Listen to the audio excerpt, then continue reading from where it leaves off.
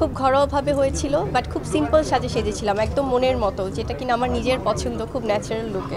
নিজের বিয়েতে তো সব ব্যক্তি পছন্দগুলোই আসলে প্রায়োরিটি পেয়েছিল, আর এই ধরনের গ্র্যান্ড ওপেনিংয়ে যখন ব্রাইডাল লুকে আসি খুব সুইট একটা ফিলিং কাজ করে, খুব ভালো লাগছে। সেটা খুব সিম্পল ছিল, আসলে শাড়ি পরেছিলাম এবং যেহেতু আমরা মিডিয়া পার্সন, সো কিছু সিক্রেট ব্যাপার থাকে। বিয়ের দিন সবাই চিট করেছিলাম।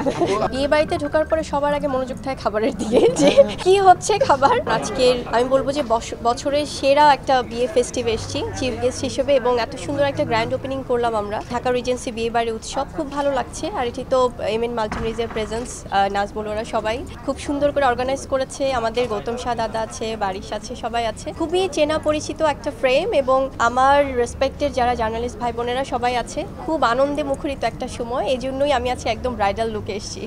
কেমন লাগছে?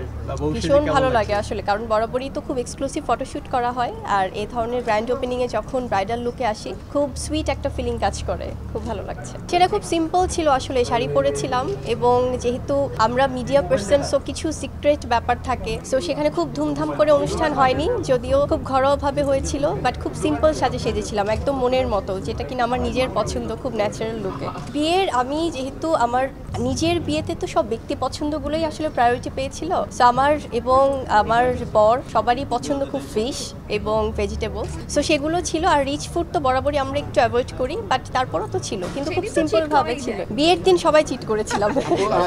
বিয়ে বাড়িতে ঢোকার পরে সবার আগে মনোযোগ থাকে খাবারের দিকে, কি হচ্ছে খাবার। সো সেটা খাওয়া হোক বা না হোক, অল্প হলো আছে না চোখের একটা ক্ষুধা, সো সেটা খুব আসলে নোটিস করি। এবং আর বিয়ে বাড়ির লুকটা আমার কাছে বরাবরই খুব সিম্পল ভাবে আসলে ভালো লাগে। গর্জিয়াস হবে, কিন্তু তার মধ্যেও যেন একটা সিম্পলিসিটি থাকে, যেন নিজেকে চেনা যায়, সেই ব্যাপারটা খুব থাকে।